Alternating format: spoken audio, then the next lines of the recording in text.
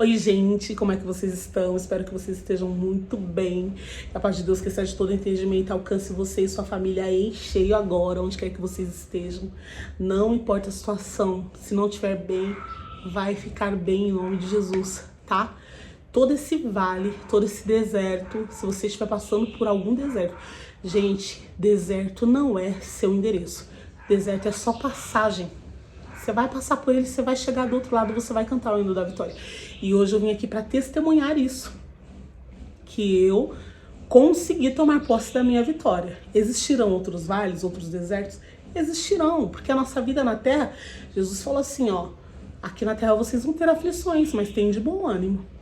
Então eu venci esse deserto, não é que não haverão outros, haverão.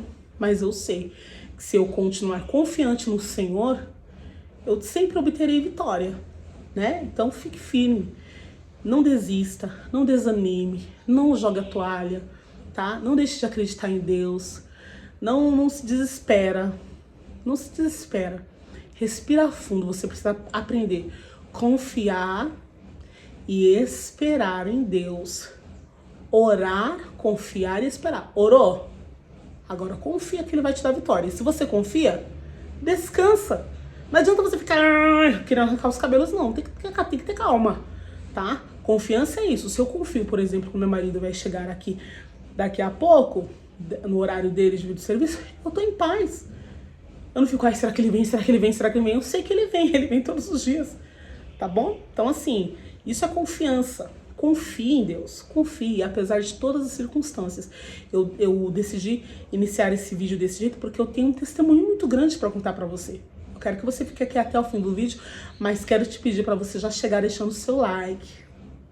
Se você ainda não se inscreveu, eu tô de olho em tu, tatu. Se inscreva rapidamente. Dá uma pausa aí, se inscreva agora. 1 minuto de silêncio para você se inscrever. Já?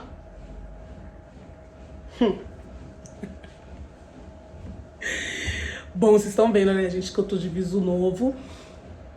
Toda cabeluda, toda trabalhada no cabelo aí, ó. Por quê? Faz uns anos que o marido pede, ai, amor, tô com saudade de te ver, de cabelão, assim, de cabelo cheio, encaracolado, como eu te conheci, porque ele me conheceu assim, na verdade, o cabelo que eu usava batia na bunda, né? Bem cheião mesmo. E de uns anos pra cá, eu venho usando sempre cabelo liso. Sempre colocando, vocês sabiam, contei pra vocês que eu tinha um mega, né? Que eu usava mega. Então, assim, sempre liso. Então, eu fazia progressiva no meu cabelo e usava outro cabelo. Pra dar tamanho, dar volume e tal. E daí agora, ainda mais depois do Covid, eu peguei 4 vezes Covid, depois eu tive anemia, caiu o cabelo, as unhas viraram tipo um papel. Então fiquei com o cabelo bem ralinho. Daí agora eu coloquei, falei, já que você quer, meu amor, então tá. Coloquei esse método aqui entrelaçado e deixei meu cabelo aqui na frente, né, pra dar o acabamento. E coloquei o cabelo entrelaçado aqui com o cabelo. Ainda nem penteei, gente. Coloquei, só fiz assim, ó, pra dar mais volume. E coloquei sábado, hoje já é terça-feira. E hoje eu vou lavá-lo e vou pentear. Não penteei até hoje. E vou manter assim, lavar ele 2 vezes na semana, pentear só na hora que eu tomar banho, e vou deixar ele assim, ó, bem cheiaço. Nos outros dias eu não vou pentear não. Vocês gostaram? Deixa nos comentários se vocês gostaram. Ai, Malu, por que você não gravou pra mostrar pra gente? Porque, gente, era um dia de sábado, uma correria frenética. Coloquei na sexta, desculpa, sexta-feira, um dia de sexta. Eu com uma correria frenética, comecei a fazer já de tarde, tinha muita coisa pra fazer, uma correria daquela. E, gente, eu fui fazendo tum naquela peça, sabe? Naquela correria. Eu falei, ou é agora ou nunca. Porque tá muito corrido, né? Aula, os meus trabalhos na internet, muita coisa na minha cabeça, muitas novidades. E eu vou contar pra vocês, primeira parte nesse vídeo, de algumas coisas que aconteceram com a gente. E no outro vídeo eu vou contar uma novidade bem grandona, bem maravilhosa, tá bom? No próximo vídeo. Mas vamos lá. Tudo que eu aprendi, gente, de cabelo, de maquiagem, maquiagem pra noiva, penteado pra noiva, madrinha, debutante, tudo. Cabelo, métodos de mega hair, fita adesiva, entrelaçamento, mega com queratina, trança nagô, dread, seja lá o que for. Toda a parte de química, progressiva, gente, toda a parte de química, pintura, morena iluminada, loira, mechas, ombre hair, enfim, eu aprendi a maioria dessas coisas no meu cabelo, porque a gente não tinha condições de estar indo na cabeleireira. E quem não tem cão, minha filha, caça lindamente como um gato, um belo de um gato. Então, assim, eu aprendi tudo no meu cabelo, né? Eu nunca deixei de me arrumar ou de entrar de fazer o que eu queria em mim, porque eu não tinha condições. Eu ia lá, comprava os produtos, não dava pra pagar 200 pra uma cabeleireira, mas dava pra comprar 30 reais de produto, entendeu? E fazia no meu cabelo. E é assim até hoje. Depois que eu ingressei na vida profissional de cabeleireira, aí eu fiz os meus cursos, né? Ali na L'Oréal, na Vela. Aí sim, mas antes disso eu já sabia muita coisa, já desenvolvia muita coisa e já trabalhava em salão, tá? Já trabalhava corte de cabelo masculino, feminino, infantil, tudo isso. Mas não é sobre isso que eu vou falar, só tô dando assim uma introdução para que vocês saibam como é que eu aprendi a fazer tudo isso em cabelo, tá bom?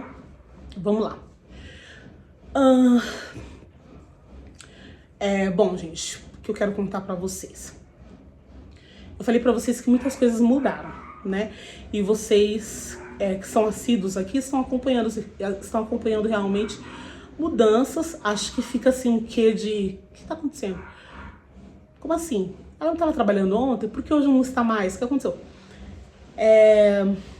Algumas mudanças estão acontecendo aqui. E como sempre digo pra vocês, aqui é Malu Sem Filtro. E eu vim explicar pra vocês, tá? Eu vim contar pra vocês algumas coisas. Não tudo nesse vídeo, mas algumas coisas. Bom, como vocês sabem, eu trabalhava fora todos os dias, segunda a sexta. Eu engravidei nas minhas férias. Eu tirei férias e... Não que eu engravidei nas férias, eu descobri que estava grávida de quase 3 meses nas férias de março. Vocês que me acompanham sabem que eu perdi o bebê. E eu perdi exatamente porque eu fazia muito esforço. Meu serviço era de muito esforço, era muito esforço mesmo. Só a trajetória daqui até lá eram 3 horas diárias. Depois que diminuiu, começou a ser 1h40. Às vezes, quando tinha trânsito, aí 2h30, mas mesmo assim era bem longe. Pegava ônibus, metrô, ônibus, trem, metrô de novo, e depois andava mais 20 minutos para chegar no trabalho, e na volta a mesma coisa. E assim, eu quero que você preste bem atenção nesse testemunho, porque às vezes você está podando um sonho na sua vida porque você prioriza demais a outra pessoa.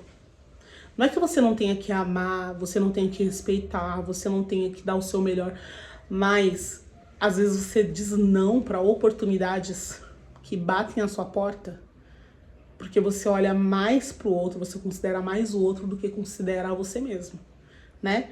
E eu aprendi uma coisa com um irmão da igreja onde eu já fui algumas vezes, e ele falou uma palavra muito... Esposo de uma amiga minha, esposo de uma amiga minha que é minha depiladora, eu sou fã dela.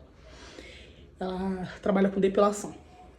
E ele fala assim, ó, oportunidade é um bicho ligeiro, que não tem cauda escorregadio, não volta atrás. É um bicho rápido, passa rápido. Não tem cauda pra você pegar pela cauda. Ai, meu Deus, vou pegar pela cauda, não tem como. Ele passou, a oportunidade passou. É escorregadia. Pra você agarrar, você tem que agarrar com muita firmeza. E ela não volta atrás. Tá? Então, assim, pra eu entender isso, eu tive que passar pelo que aconteceu comigo, né? Muitas oportunidades na minha vida eu agarrei. Mas, enquanto eu tava lá no trabalho, eu olhei muito pra aquela senhora, a patroa com quem eu trabalhava. Então, assim, oportunidades bateram na minha porta, surgiram várias oportunidades, mas eu falava, não, gente, ela é uma pessoa que eu vou cuidar dela até o fim da vida dela. Porque havia uma lealdade em mim muito grande por aquela mulher. E eu achava que a consideração e a lealdade dela era no mesmo nível da minha. E não era. Não era, eu descobri depois. Então, o que aquela mulher fazia? Pela terceira vez eu trabalhei com ela, né? Eu tava trabalhando com ela. E houve, assim, muitas promessas, né? Dela sentar à mesa comigo, me chamar pra tomarmos café. E ela sentar na mesa comigo e me fazer várias promessas. Ó, eu vou fazer isso, isso e isso por você, né? Uma das quais foi a casa. Ela chorando, falou assim, eu vou te dar uma casa. Porque você cuidou do meu esposo. Como era a terceira vez que eu trabalhei pra ela, eu cuidei muito bem, realmente, do marido dela que morreu. Que foi na segunda vez que eu trabalhei, né? Então, cuidei dele. E ela falou assim, eu vou te dar uma casa, porque meu marido ficaria muito feliz que eu te desse uma casa. Por tudo que você fez por ele. Procure uma casa que eu vou te dar. Gente, eu fiquei muito feliz. Eu acreditei naquilo, sabe? Eu não estava ali para ganhar as coisas. Eu voltei porque eu precisava de trabalho. E foi num momento muito propício, porque a gente logo em seguida entrou na pandemia, onde tudo fechou. E as pessoas ficaram assim, sem saber o que fazer. Os patrões, muitos deles, mandando as pessoas embora. Porque no desespero, achando que não ia conseguir se levantar. Outros realmente não conseguiram se levantar, não conseguiram dar andamento aos seus negócios e abriram falência. Então, eu fiquei ali. E ela me prometeu mundos e fundos, mundos e fundos. Mas eu não ficava por causa das promessas dela. Eu ficava porque eu a considerava. Porque das 2 primeiras vezes que eu trabalhei pra ela, não houve promessa alguma. Porém, eu fiquei por fidelidade, por lealdade, né? Eu saí da primeira vez que ela não tinha condições mais de me pagar. A vida dela tava, assim, um fiasco financeiro.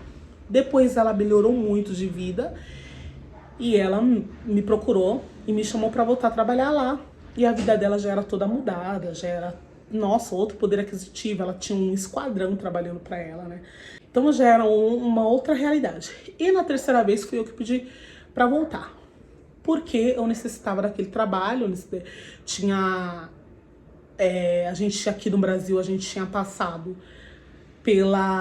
por uma crise muito grande no tempo da Dilma Rousseff, onde fecharam vários estabelecimentos, as pessoas entrando em falência.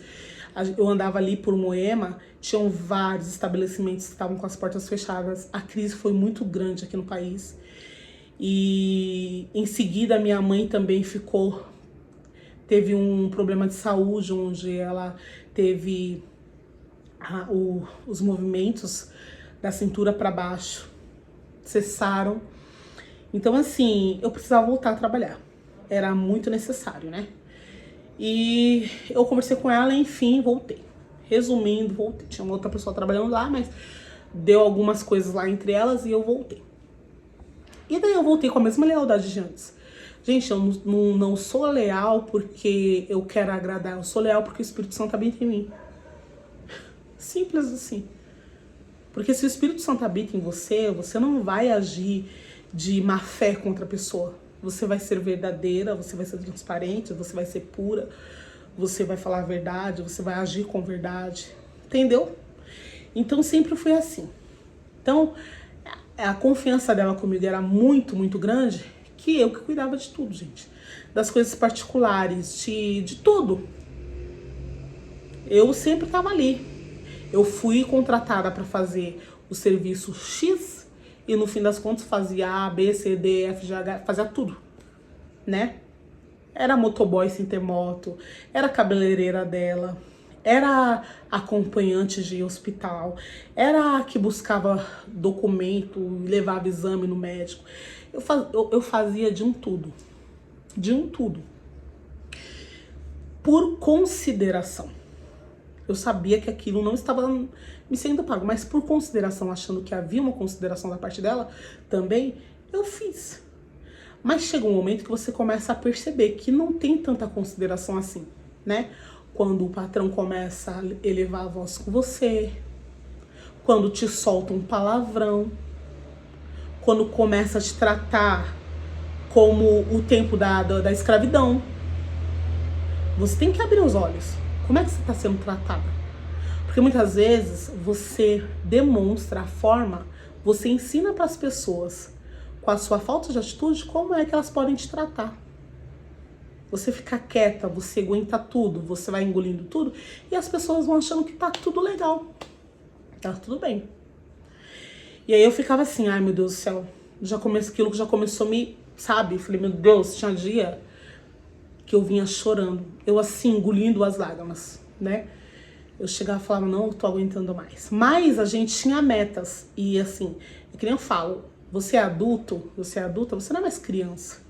Criança faz o que quer, adulto não, faz o que é preciso, né? Então eu pensei assim, eu vou primeiro cumprir com tal coisa, com tal pendência, e vou sair de lá. Ou vou conquistar tal coisa, e aí eu saio de lá. Ou vou terminar de pagar tal coisa que eu já, né, entrei nisso tal, e vou sair de lá. Mas uma coisa ia puxando a outra. E havia muitas chantagens, tipo, quando eu ia ter férias, era muita chantagem, dava crise, né, ela crise de choro, e aquela coisa toda, e os filhos no meio pra poder acalmar, e vinha conversar comigo, não tem como você ficar, não tem como você tirar menos férias. Na primeira vez ela me pediu pra tirar férias, que não era férias, tipo assim, você descansa um dia nessa semana, e quando for lá o mês que vem você descansa mais 3 dias, aí no outro mês você descansa mais. Então isso não é descanso, não era descanso, não dá pra descansar assim. E eu fiz isso no primeiro mês. Ela não pedia, ela mandava. A gente tem que entender, a gente tem que examinar bem como nós estamos sendo tratados. Que a gente às vezes engole muita coisa sabendo que tá errado, mas a gente engole porque a gente precisa daquilo ali. E como quando eu entrei lá e já chegou a pandemia, muita coisa eu trancava, porque eu falava assim, eu não vou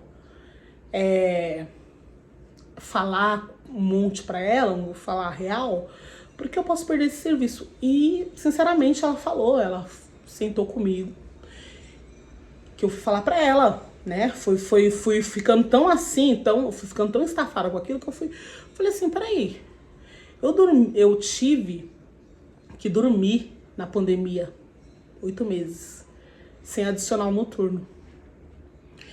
E aí eu falei pra ela, eu dormi aqui sem adicional noturno.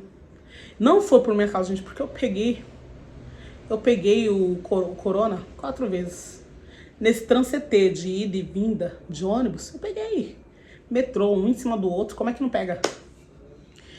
E ela simplesmente olhou pra minha cara e falou, se você não tivesse ficado, eu teria te mandado embora. Dali eu comecei a observar, falei, ela não me considera não. Ela só tava pensando nela, no bem-estar dela.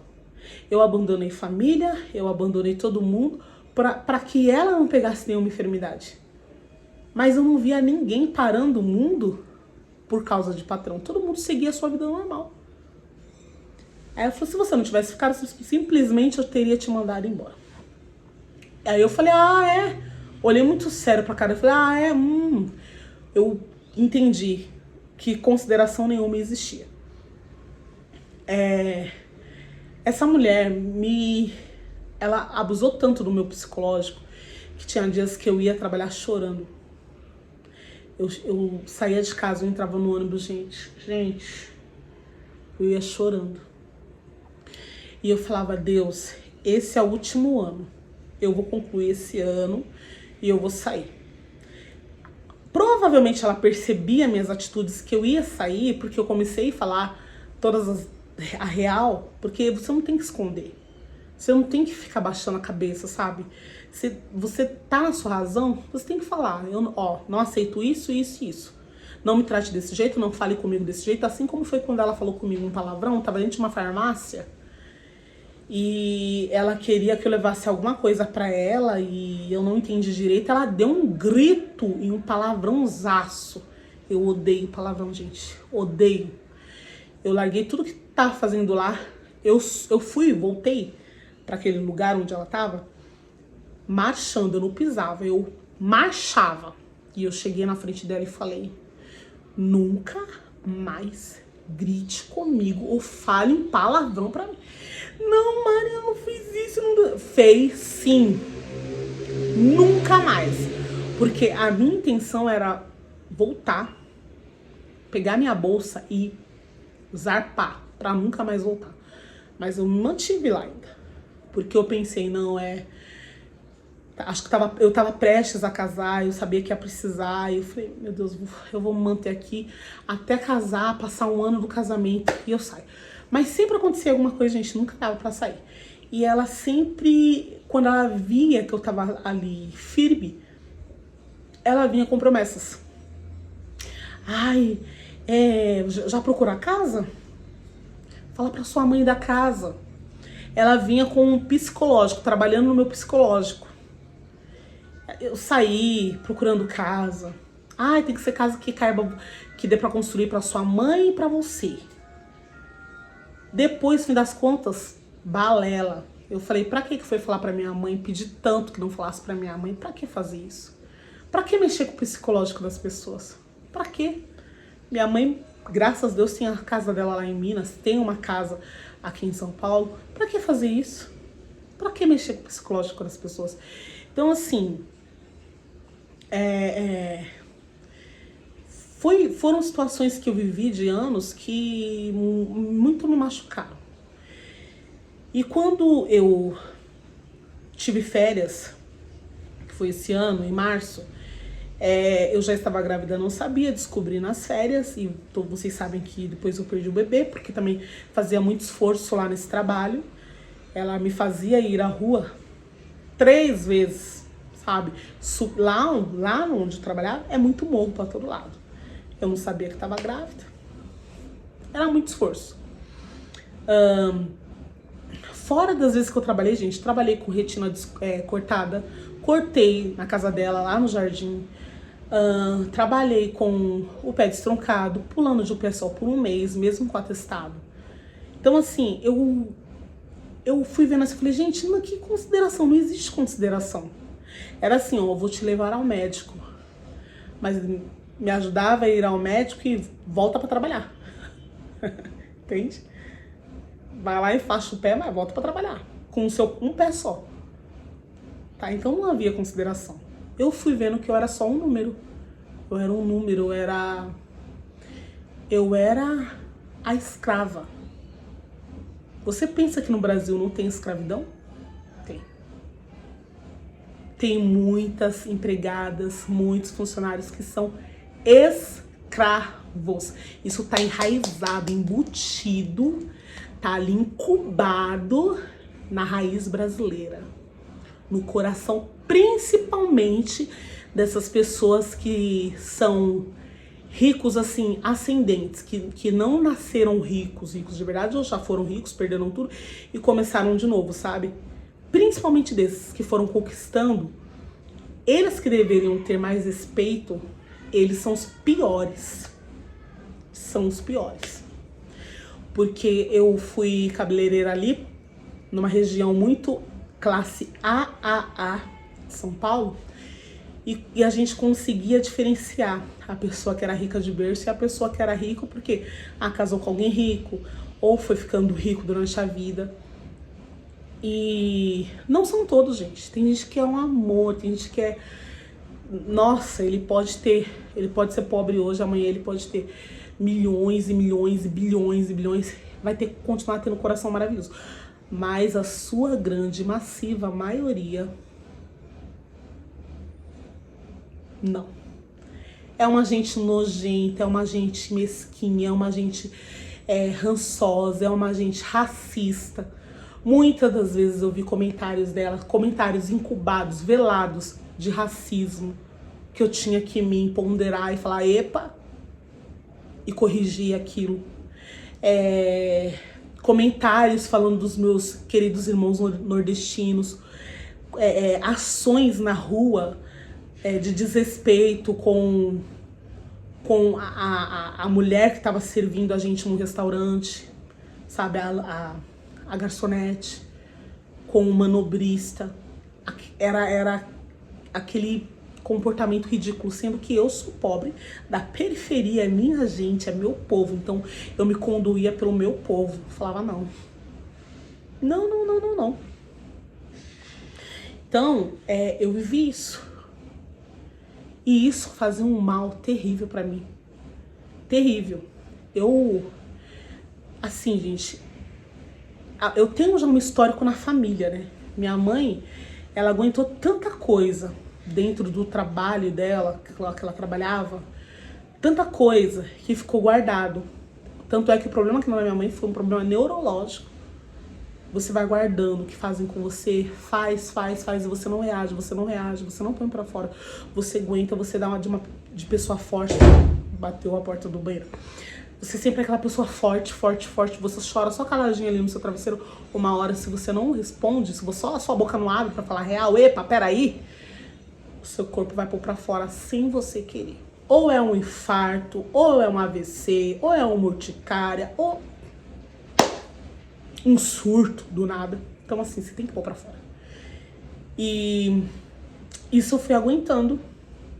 Só que no meio desses... Fiquei lá 4 anos pela última vez. Quando foi dando 2 anos, eu comecei a abrir na boca. Eu já não aguentava mais, né? Então, ela falou, aqui não tem férias. Eu falei, não. Ela falou assim, você quer... Por isso que lá no Japão, as pessoas... O Japão é outro país. Japão, o país cresce, né? As pessoas têm dinheiro, o país vai pra frente. O Brasil é assim, porque tem tanto feriado, não sei o que lá. Eu falei, mas eu aceitei isso por 2 anos e meio. Aí eu falei assim, aceitei não, eu fiquei calada, engolia. Aí quando eu me irritei, eu falei, eu não estou no Japão. Eu moro no Brasil. A Constituição do Brasil me dá o direito de ter cada um dos meus feriados. Você precisa começar a abrir a boca. Ou você abre a boca, ou seus patrões vão te engolir. E se tem algum patrão, alguma patroa aqui, seja a patrão porque você tem uma doméstica dentro de casa, ou porque você é dono de um estabelecimento e você tem funcionários, não importa. Respeita quem trabalha pra você. Quem trabalha pra você acordou cedo. Enquanto você tava dormindo, ele acordou cedo. Ah, acordou porque eu pago. Acordou porque também te respeita. Foi trabalhar porque te respeita, te considera. Tem muita gente que precisa e na primeira oportunidade dá um bonde e sai fora. Se ele tá aí ralando, te dando satisfação, te respeitando, é uma pessoa que você pode confiar. Uma pessoa que não pega nem uma agulha se quer sua, valoriza. Essa história eu vejo se repetir muito, não só na minha vida da minha mãe. A minha mãe ficou não sei quantos anos, a vida dela inteira trabalhando num lugar só. E no fim das contas, o que ela recebeu foi o quê? Né? Uma enfermidade. Mas ela criou cada filho. Criou, gente. Criou porque minha mãe sempre foi muito guerreira, muito batalhadora, digna do salário dela. Mas foi muito assim, foi quase com um preço muito pesado, né? Minha mãe conta algumas coisas que eu fico assim, meu Deus, se isso acontecesse comigo, eu não sei. Meu Deus do céu. Meu Deus do céu, né? Mas que eu vejo muito velada essa questão de escravidão no Brasil. Tanto gente, Estados Unidos, quem trabalha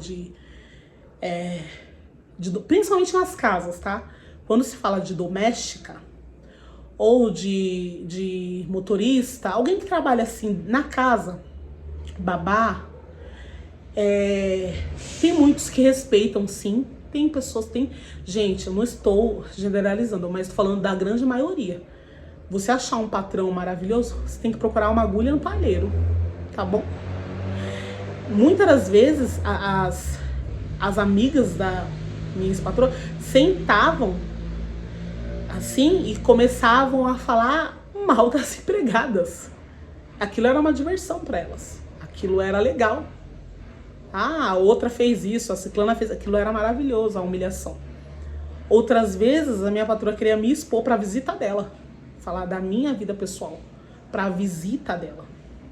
Coisas que ela acabava sabendo, porque como ela tinha intimidade, né, com meu marido, com a minha mãe, com uma das minhas melhores amigas, Érica, ela tava ali, ela inclusive, ela se sentia à vontade até de vir na nossa casa, ela não veio nunca. Hoje eu dou graças a Deus, né, mas assim, eu quero ir na sua casa, eu quero ir na casa de sua mãe, ela queria estar enfiada em tudo quanto é lugar.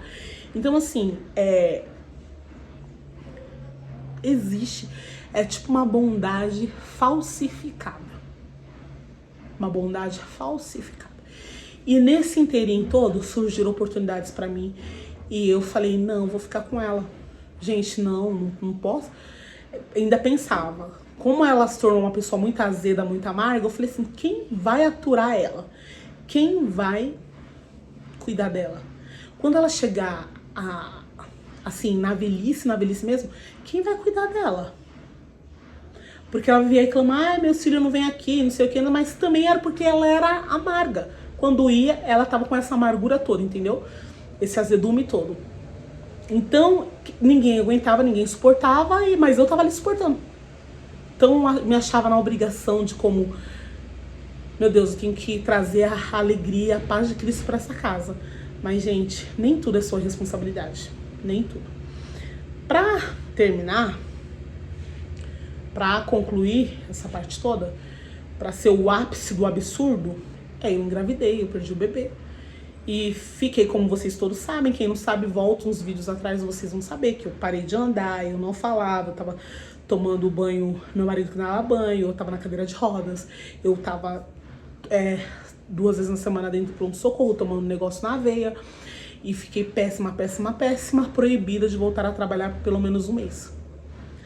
Ela me liga aqui e fala pra mim assim, é o seguinte, se você trata de ficar bem, olha só, trata,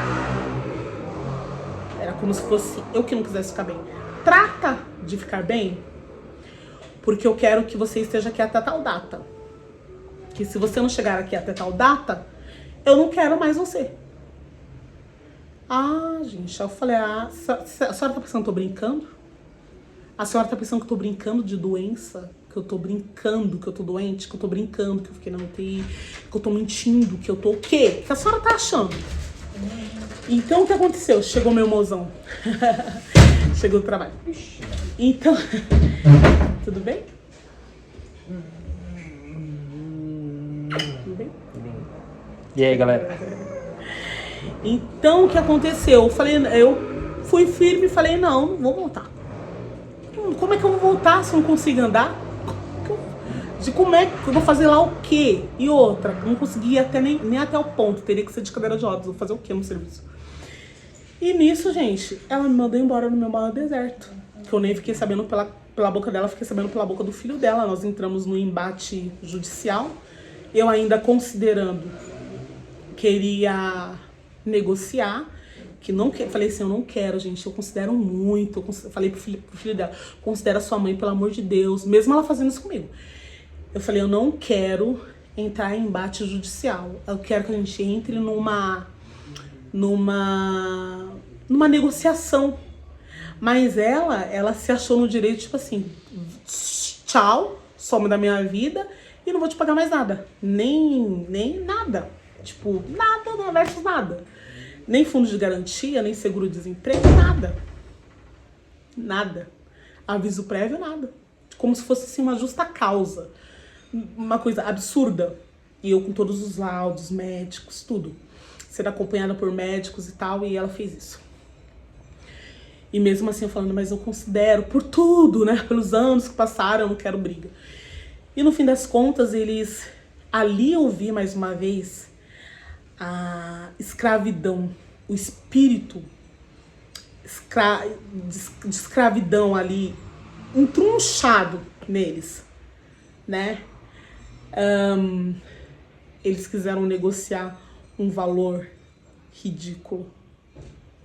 Sabe o que é ridículo? Assim, é como humilhante. Humilhante ainda dividido em não sei quantas vezes. Em 10 vezes, em 20 vezes, alguma coisa assim. Bom, já que não dava pra gente conversar, eu precisei entrar em embate judicial. Nesse meio tempo, você trabalha com seu marido, né? E os dois trabalham em casa e vocês têm 10. De repente, vocês só têm 5, do nada.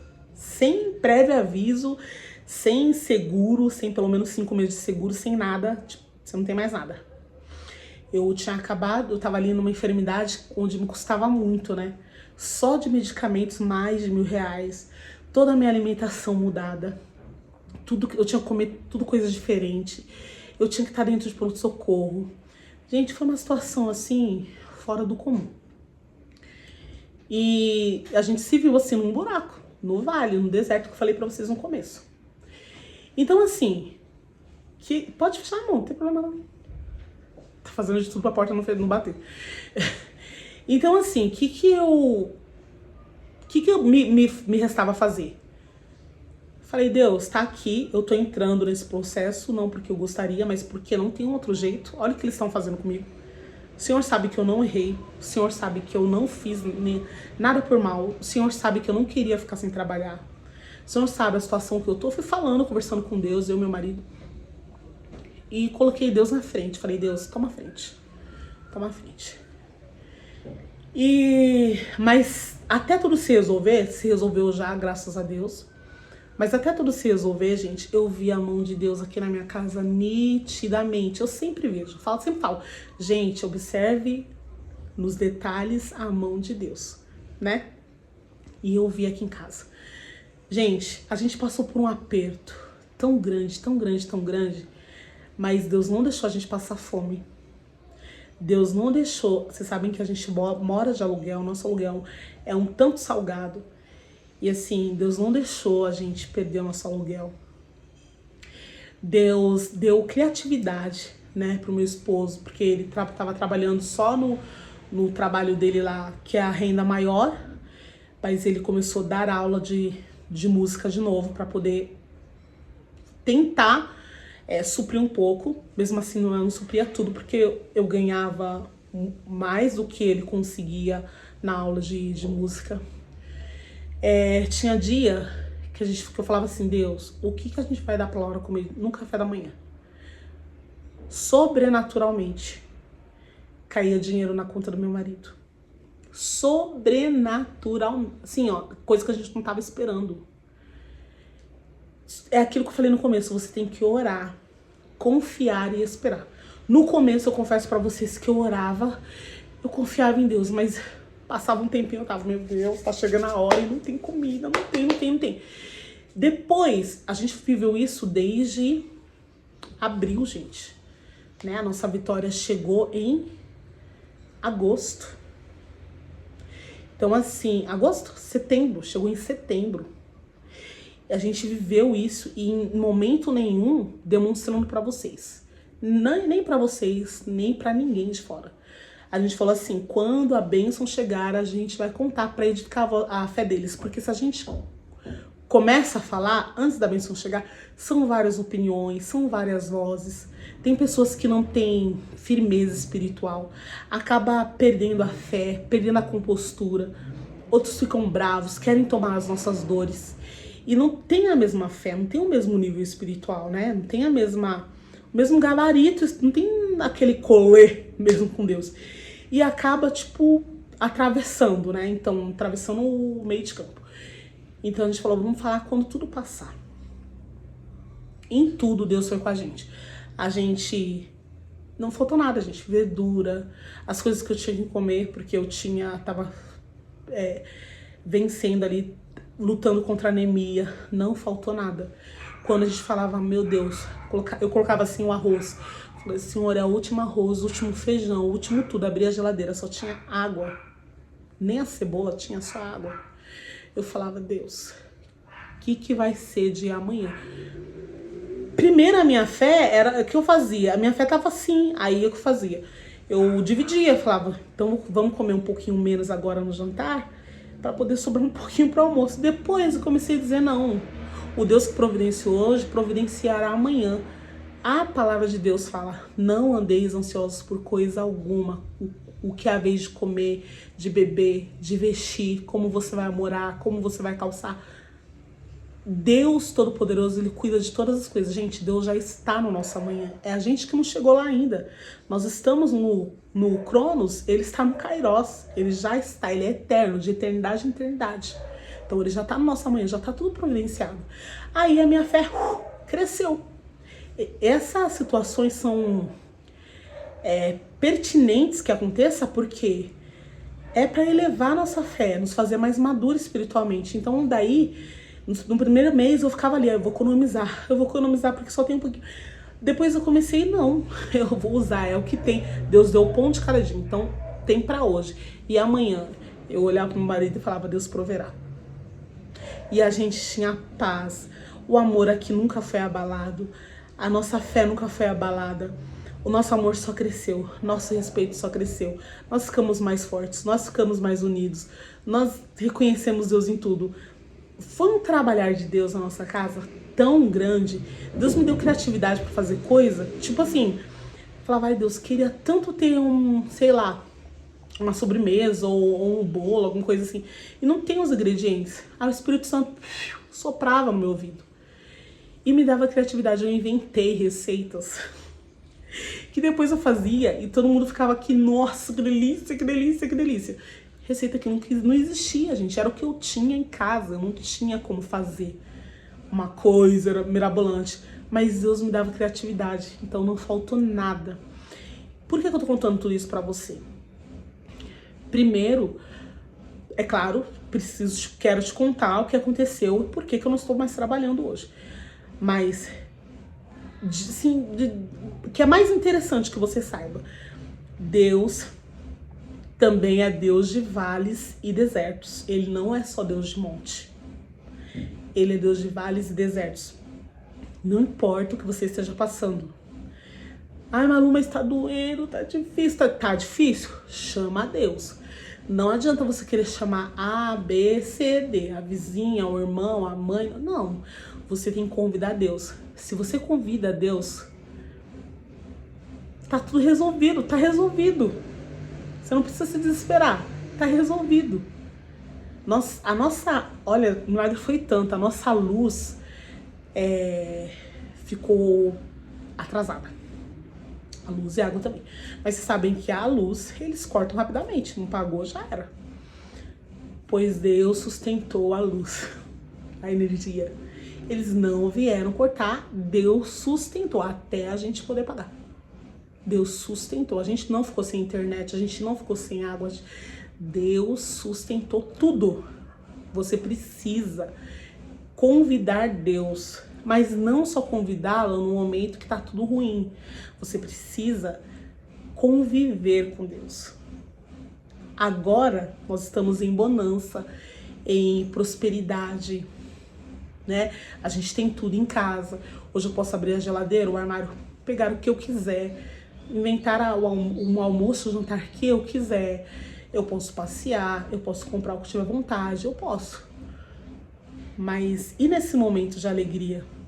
Se Deus esteve com a gente aqui todo momento de tristeza, quando eu perdi o bebê, quando eu fiquei doente, quando a escassez chegou, Ele ficou aqui comigo o tempo inteiro. E na hora da alegria, da felicidade, aí que você tem que convidá-lo mesmo, Ele tem que ficar presente. Ele faz questão de comemorar com você todas as suas bênçãos, tá? Todas as bênçãos que Ele te deu. Ele quer fazer parte da alegria. Então, esse vídeo de hoje é pra te motivar. Você não vai chutar balde, você não vai se descabelar, você não vai ficar igual doida, porque Deus está cuidando de você. Aprenda a orar, a entregar todas as coisas para Deus e orar antes de tomar as atitudes, porque Quando o calo aperta, cada notícia que chegava, a vontade era explodir, chutar o balde. Ah! Mas primeiro a gente falava, vamos orar? Vamos orar? E vamos ver o que Deus vai falar? Qual a direção que Deus vai nos dar? A gente orava e esperava. E quando menos a gente pensasse, em pouquíssimo tempo vinha a resposta do céu. Deus é fiel. E outra coisa muito importante, participar da igreja. A igreja, ela toma também as nossas dores, né? Eu pude compartilhar com o meu pastor e ele pôde nos ajudar. Eu pude compartilhar com a igreja, com os meus amigos da igreja, e eles puderam nos ajudar. Quem não pôde nos ajudar financeiramente, nos ajudou em oração, nos ajudou em aconselhamento. Não viver sozinho, gente. Sozinho você não vai a lugar nenhum. Esse negócio de a gente ter essa soberba, esse orgulho, não, sou eu e Deus, você vai morrer à míngua. Porque uma hora você vai precisar de alguém, né? Então é isso. Esse vídeo já ficou bem longo, mas espero muito que tenha falado ao coração de vocês. Espero muito, muito mesmo que esse vídeo chegue levando esperança, paz, em meio ao deserto, em meio ao vale. Que esse vídeo leve a presença de Deus. Porque se você tem Deus, você tem tudo. Nada vai te faltar. Salmo 23. O Senhor é meu pastor e nada me faltará. A porta de emprego pode fechar, não vai te faltar o que comer, não vai faltar moradia, não vai faltar roupa, não vai faltar energia, não vai faltar água, não vai faltar internet. Não vai faltar, porque quem é o seu pastor é Deus, tá bom? Beijo grande, gigante no coração de vocês e até o próximo vídeo, se assim Deus nos permitir. Tchau!